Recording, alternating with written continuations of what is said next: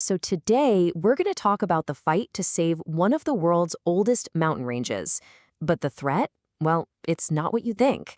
It's not the usual suspects like development or climate change. Nope.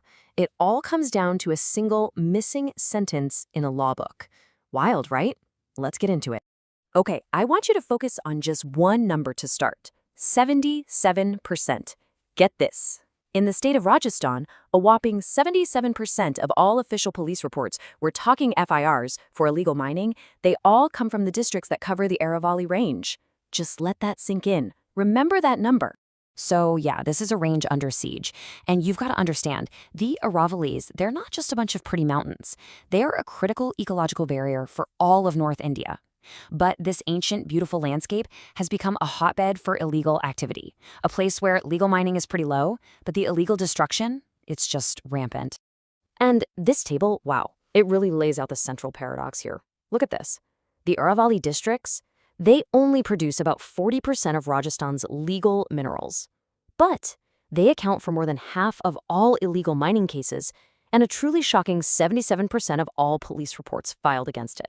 So the legal benefit is small, but the illegal damage is completely off the charts. And if that table wasn't clear enough, this chart just smacks you in the face with it. I mean, look at that tiny little bar for legal mineral output. Now look at the massive, towering bar for illegal activity. It's so lopsided. What this means is the region is getting all of the environmental devastation from mining with almost none of the regulated legal benefits. It's the worst of both worlds.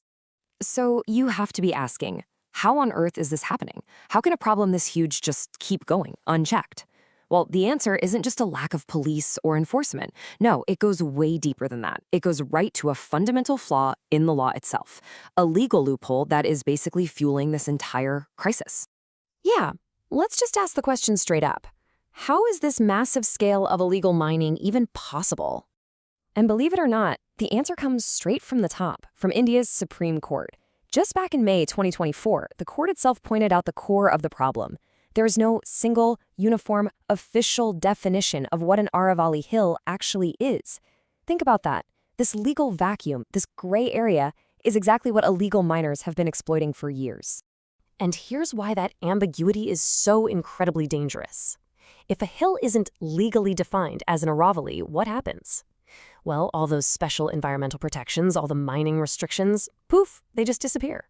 If you can argue in court that a particular hill doesn't technically count, then suddenly that land is wide open for the taking. It becomes completely unprotected.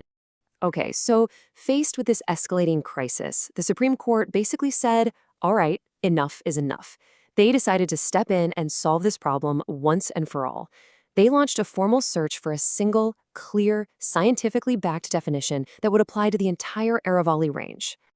And to do this, they didn't mess around. They put together a high-level committee.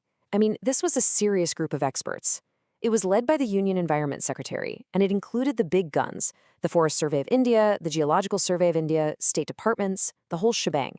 Their mandate was crystal clear: create one uniform definition and base it purely on science. Okay, so you'd think this powerhouse committee would come back with a solution, right? Well, this is where the story takes a really dramatic twist, because they didn't come back with one clear answer. Nope. Instead, their investigation ended up producing two completely different and totally conflicting ideas for what actually defines an Aravalli hill. And here they are. This is what it all boiled down to. On one side, you have the scientific view, the inclusive one. They said any hill that's 30 meters or higher with a certain slope is protected. Simple, broad, scientific. But on the other side, you had the ministry's view, which was much more exclusive. They said only hills 100 meters or higher should get protection. The difference between 30 and 100 meters, I mean, that gap is literally everything. So you might be thinking, okay, 30 meters, 100 meters, what's the big deal? Well, here's why that difference is absolutely critical. The thing about the Aravallis is that they're ancient. They're weathered down, and most of the hills in the range are actually below 100 meters high. So if you adopt the ministry's narrow definition, you would effectively erase the majority of the mountain range from legal protection. Just like that. Overnight. So, of course, this massive conflict lands right back in the lap of the Supreme Court. And this led to a legal showdown that put the entire range on the brink. And then, a last-minute twist that I don't think anyone saw coming. All right, so here's how it all went down, and it happened fast. In November of 2025, the court actually sided with the narrow 100-meter definition. A disaster, right? Well, almost immediately, these scientific experts, including the Forest Survey, they filed massive objections. Public protests started erupting all across Rajasthan. The backlash was so swift and so intense that by January 2026, the Supreme Court did something incredibly rare. It hit the pause button on its own judgment. They put the whole thing on hold. Wow, okay, after all that legal back and forth, it's pretty easy to get lost in the weeds. So let's just take a breath, step back, and remind ourselves why this fight is so incredibly important. Let's look at what's actually hanging in the balance here. First off, let's just talk about the sheer scale of this thing.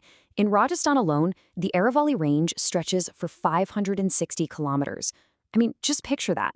We're not talking about a few hills here and there. This is a massive, continent-defining geographical feature.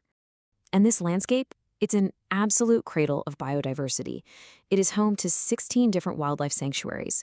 And not just that, but 3 of India's most important tiger reserves, including the world-famous Ranthambore and Sariska. The survival of these incredible places is completely tied to the health of the wider Aravalli ecosystem. But its importance, it goes so far beyond just the wildlife.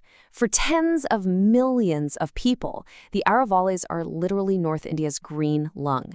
They act as a physical wall, stopping the Thar Desert from creeping further east. They are absolutely crucial for recharging groundwater in a very, very arid part of the world.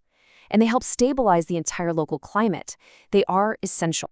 So it all comes back to this. We end up right where we started. The entire future of one of the planet's oldest mountain ranges, the ecological stability of a huge region. It all rests on a single definition written in a law book. And the question that remains unanswered is, which one will it be?